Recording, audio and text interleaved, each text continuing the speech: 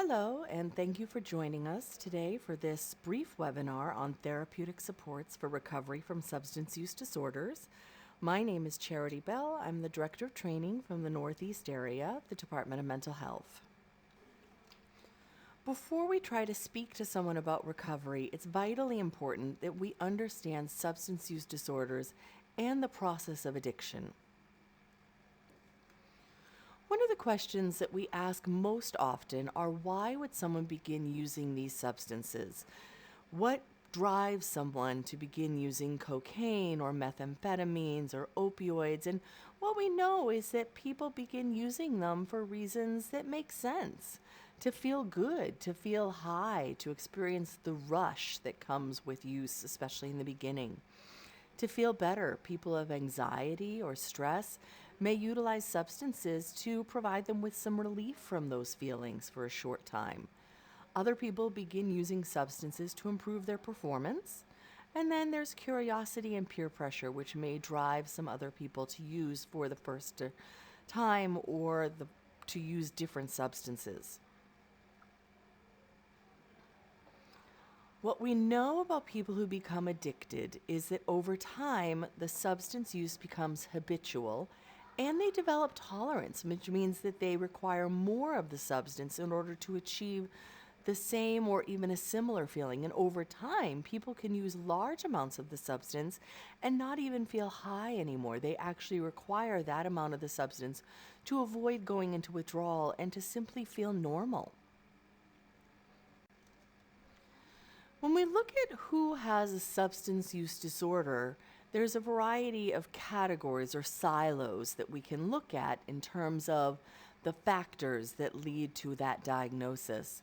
There's impaired control, where people want to cut back on their use and are unsuccessful. The craving or strong desire is in place to use a substance again, even though someone may intellectually desire to stop using. And substances are often taken in larger amounts. There's social impairment, where use is continued despite having persistent social or interpersonal problems, and important social, occupational, or other activities are given up or reduced because of substance use. There's the risk involved with substance use, recurrent substance use in situations where it is dangerous, and then the pharmacological criteria involving tolerance and symptoms of withdrawal. What's important to remember is that only 2 of these factors are required for a diagnosis of substance use disorder.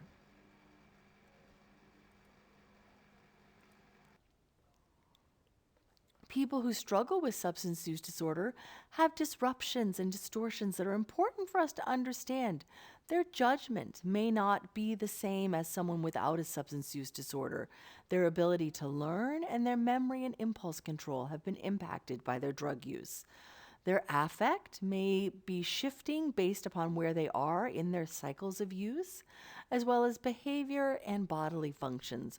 All of these are impacted by substance use disorder, both during the time they're using as well as afterwards. These disruptions remain long after the initial high wears off, and that's important for us to understand. Simply because someone might be sober in the moment does not mean they return to who they were before they ever began using substances.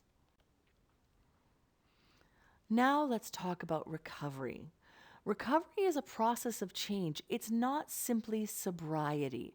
Recovery is looking at someone who is able to move to a point where they're living a happy and successful life, whatever that means for them.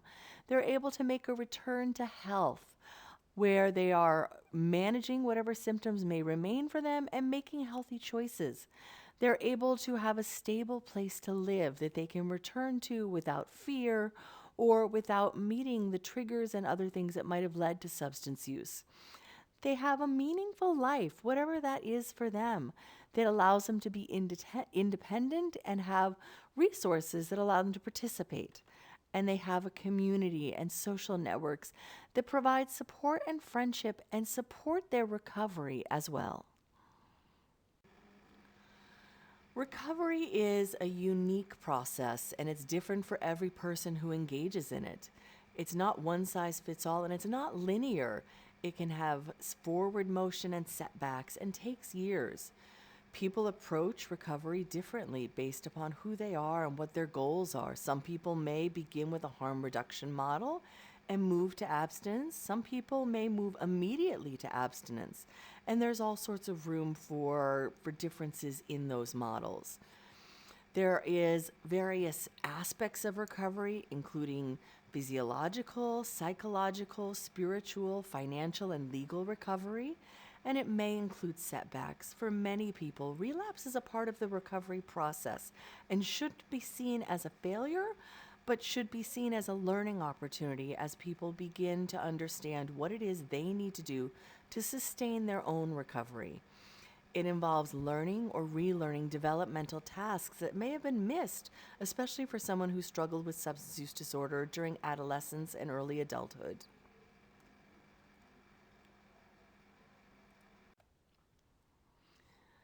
Abstinence from a substance is not enough. It's not enough for someone to simply not use to truly experience recovery. I love this quote. It says, "You don't get over an addiction by stopping using. You recover by creating a new life where it is easier not to use. If you don't create a new life, then all the factors that brought you to your addiction will catch up with you again." That's a huge part of the work we do in supporting people in recovery, is helping them find the pieces of that new life. Recovery programs have to address both the biological nature of addiction as well as the nurture, because even when the substance is removed from the body, there are so many things that lead people back to use. All of the environments, the places, the triggers, the things that first made them want to escape are still there. People are coping with cravings and they have not been given the tools to manage them. It's why it's so important when we have people who are inpatient, even though they may have no access to drugs or to the other substances, to provide them with recovery programming. Because if they're simply white knuckling it through every day, craving their substance without developing any of the skills and knowledge for that new life and that new way of being, we all know what the first thing they're going to do when they leave that facility is. And we know that use when they leave the facility can be very dangerous. Sobriety does not equal recovery. Supports for recovery in many settings can include inpatient detox, MAT. There is another program available on PACE about MAT, medication assisted treatment, if you want more information about that. Integrated mental health care that supports both treating the person's mental health challenges as well as their substance use disorders. Therapeutic communities, peer-led groups such as AA, NA, or Smart Recovery, as well as MI, CBT, which is cognitive behavioral therapy, DBT, REMBT, and EMDR, all of which can support people in dealing with trauma and their other concerns in order to better support recovery. 12-step programs are almost ubiquitous in the recovery community. People can find them easily, and there are different modes of 12-step programs, both online, in person, for women only, for men only, for people from various communities, including the LGBT community. And those programs have been very successful in supporting people in recovery. The 12 Steps came from a 1939 book written by two men who both struggled with alcoholism, Bill W. and Dr. Bob. First names only, honoring the anonymity, which is such an important part of most 12-step programming. There's a very clear process that involves admitting addiction, seeking support from peers, and other pieces.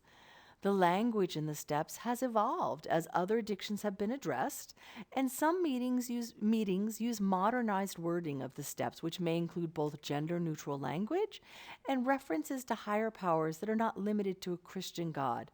There are also completely secular versions, which do not include any references to a higher power.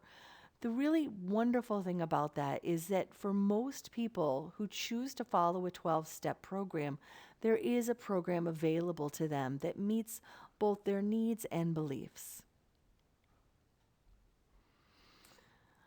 You may not be familiar with the 12 steps. We've put them here, and they'll also be included at the end of this presentation for you to print out should you wish.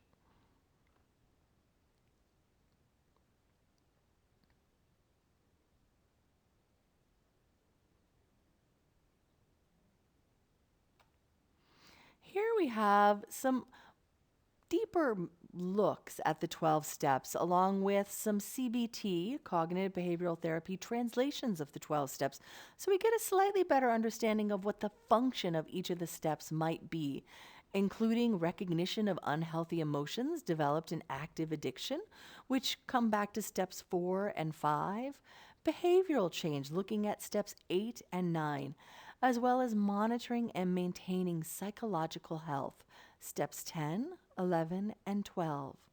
This will also be included at the end of this presentation for you to print out and take a closer look should you wish to.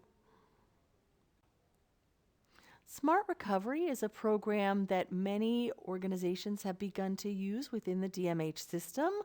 It's easily learned by those who wish to run Smart Recovery groups, and it supports people who've chosen to abstain or are considering abstinence from any type of addictive behavior, both substances or activities, by changing self-defeating thinking, emotions, and actions. And again, working towards a long-term life that has very high satisfaction and quality for the people who are participating in the groups. Smart Recovery is an approach that teaches empowerment and self-reliance, teaches tools and techniques for self-directed change. The meetings are educational, and if you have someone who's going to meetings in an inpatient facility, they will also perhaps find meetings local to them as well as online. Training to run Smart Recovery groups is available, and if you're DMH staff, please speak with your Director of Learning and Development if you would like more information. The Smart Recovery 4 points include building and maintaining motivation, which is such an important part for people who are considering recovery but haven't quite made that decision yet. Coping with urges, managing thoughts and feelings and behaviors, and living a balanced life. And each tool and strategy used within the meetings and within the program is designed to support one of these areas. There's also a very rich online community of participants in the Smart Recovery program, which is appealing to many people who are in the recovery process. Throughout the DMH continuum, we are owning our responsibility to support recovery for those who we serve who are duly diagnosed with both substance use disorder and a mental health concern. Ensuring that people in recovery understand their triggers and have clear plans for managing them before they enter the community. So as we're moving someone through the process of perhaps being hospitalized in a setting and then moving back out into the community, discharge planning should involve discussion of recovery supports. What we know as an agency is that for those with both mental health and substance use challenges, we cannot address one without addressing the other. I'll end with this quote, which is to say that to recover is to create a life in which numbness is no longer necessary for survival. We learn more every day about addictions, about the way they impact the brain, and about how people with both mental health disorders and substance use disorders can be best served by the organization and by the staff within it. I thank you again for your time, for your attention, and for your commitment to supporting both mental health and substance recovery for all of those who come to us. Thank you.